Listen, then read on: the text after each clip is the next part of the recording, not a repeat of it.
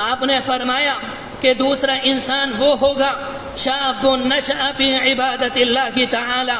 جس کی جوانی اللہ کی عبادت میں گزری ہو، جس نے جوانی کے اندر نماز پڑھی ہو، جس نے جوانی کے اندر سنتیں پڑھی ہو، جس نے جوانی کے اندر قرآن مجید پڑھا ہو، جس نے جوانی کے اندر حلال اختیار کیا ہو، جس نے جوانی کے اندر اپنے آپ کو حرام سے بچایا ہو، جو جوانی کے اندر عبادت کرے گا اسے کل اللہ کے عرش کے سائے میں سایہ ملے گا۔ ایک موقع پر آپ نے فرمایا اذا مات الانسان، جب انسان کا انتقال ہو جاتا ہے، جب کوئی انسان دنیا کے اندر مر جاتا ہے، انقطع عمل، اس کا عمل منقطع ہو جاتا ہے، الا من ثلاثہ، مگر 3 باتیں ایسی ہیں کہ اس کا ثواب انسان کو مرنے کے بعد قبر میں ملتا رہتا ہے۔ اللہ کے رسول علیہ السلام کے ایک صحابی عبداللہ ابن عمر تھے، وہ ایک قبر کے پاس سے گزرے، ان کے ساتھی تھے، وہ اپنی سواری پر سوار تھے، انہوں نے اپنی سواری کو ایک طرف کھڑا کیا،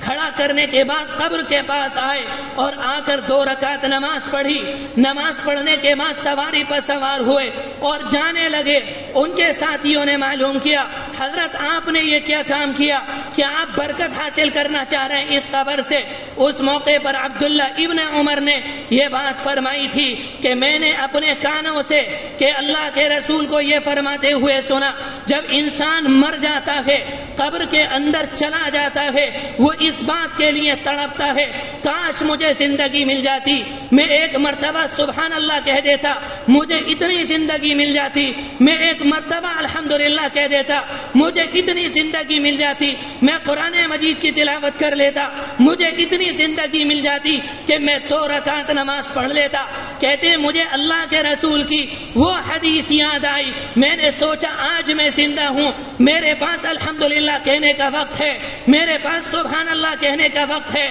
میرے پاس 2 رکعت نماز پڑھنے کا وقت ہے، میں نے 2 رکعت نماز اس لیے پڑھی اگر میں کل قبر میں چلا گیا تو مجھے حسرت نہ ہوگی، کاش مجھے اتنی زندگی مل جاتی کہ میں 2 رکعت نماز پڑھ لوں۔ آپ نے فرمایا جب انسان مر جاتا ہے اس کا عمل منقطع ہو جاتا ہے، وہ سبحان اللہ نہیں کہہ سکتا، وہ الحمدللہ نہیں کہہ سکتا، وہ اللہ اکبر نہیں کہہ سکتا، وہ قرآن مجید کی تلاوت نہیں کر سکتا، وہ 2 رکعت نماز نہیں پڑھ سکتا، وہ غریب کا خیال نہیں رکھ سکتا، وہ یتیم کا خیال نہیں رکھ سکتا۔ آپ نے فرمایا مگر 3 کام ایسے ہیں جس کا ثواب انسان کو مرنے کے بعد اس کی قبر میں ملتا رہتا ہے۔ پہلی بات آپ نے فرمائی الا من صدقۃ جاریہ، کسی نے صدقہ کیا، کسی نے مسجد بنوائی، کسی نے مدرسہ بنوایا، کسی نے مسافر خانہ بنوایا، کسی نے ہاسپٹل بنوایا، کسی نے کسی غریب کا گھر بنوایا،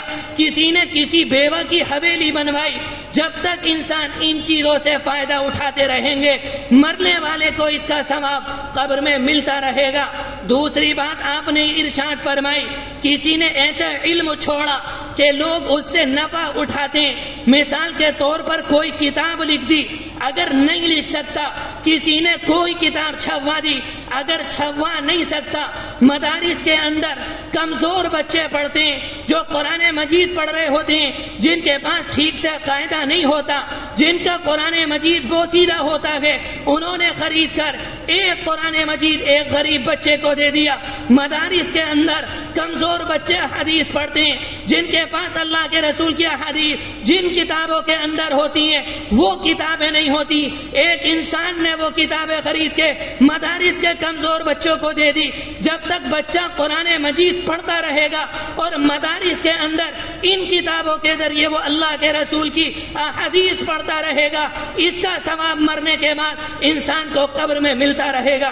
تیسری بات آپ نے ارشاد فرمائی کسی انسان نے ایک نیک اولاد چھوڑی، کسی انسان نے نیک بچے چھوڑے، اس نے ایسی تربیت کی اپنی زندگی کے اندر کہ اس کے بچے نماز پڑھتے ہیں، اس کے بچے سنتوں کا اہتمام کرتے ہیں، اس کے بچے قرآن مجید پڑھتے ہیں، اس کے بچے اگر اس کے والدین دنیا سے چلے جائیں ان کے لیے دعائیں مغفرت کرتے ہیں، ان کے لیے دعائیں کرتے ہیں۔ یہ نیک بچے دنیا کے اندر جو نیک کام کریں گے ان کے مرنے کے بعد ان کے آباء و اجداد کو، ان کے والدین کو ان کا ثواب قبر میں ملتا رہے گا۔ میرے بھائیوں ہم جوان ہیں، ہم نماز پڑھ سکتے ہیں، ہم زکوٰۃ دے سکتے ہیں، ہم صدقہ کر سکتے ہیں، ہم روزہ رکھ سکتے ہیں، ہم نفلی عبادت کر سکتے ہیں، ہم حلال اختیار کر سکتے ہیں، ہم حرام سے بچ سکتے ہیں۔ میرے بھائیوں، اگر یہ کام کریں گے، اللہ کے رسول نے فرمایا تھا جس نے جوانی کے اندر اللہ کی عبادت کی اسے کل میدان قیامت میں، اسے حشر کے میدان میں اللہ کے عرش کے سائے میں جگہ نصیب ہوگی۔ تیسری بات آپ نے ارشاد فرمائی رجل قلبه معلق فی المسجد، ایک وہ اللہ کا بندہ جس کا دل مسجد میں لگا رہتا ہے اسے بھی اللہ کے عرش کے سائے میں جگہ ملے گی۔ اس کا مطلب یہ نہیں ہے کہ انسان فجر میں نماز پڑھنے کے لیے گیا، اس کے بعد قرآن مجید پڑھنے بیٹھ گیا، اس کے بعد نفل پڑھتا رہا یہاں تک کہ ظہر ہو گئی، ظہر کی نماز پڑھی، نماز کے بعد گھر کھانا کھانے آیا یا اس کا کھانا مسجد کے اندر چلا گیا، وہ مسجد سے نہیں نکلا۔ اس کا مطلب یہ نہیں، اس کا مطلب جو محدثین اکرام نے بیان کیا وہ یہ ایک انسان نے فجر کی نماز پڑھی، پڑھنے کے بعد اپنی بیوی بچوں میں آیا، کوئی اپنی تجارت میں گیا، کوئی اپنے آفس میں گیا، کوئی اپنے مدرسے میں گیا، لیکن اس کے دل میں اس بات کی فکر ہے کہ جب ظہر کا وقت آئے گا میں اس بات کی کوشش کروں گا کہ میری رکعت نہ نکلے، میں نماز سے پہلے تکبیر اولیٰ سے پہلے مسجد میں جاؤں گا،